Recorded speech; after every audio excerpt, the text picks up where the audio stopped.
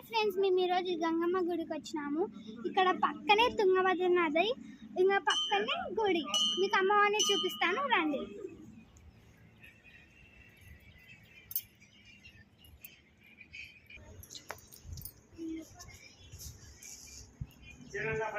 చూడండి, అమ్మవారి విగ్రహం చాలా బాగుంది కదా.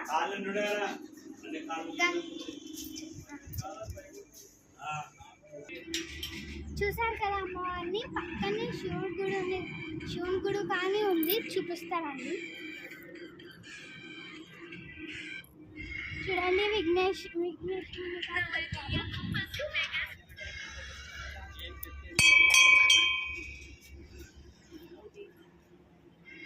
చూడండి ఇక్కడ.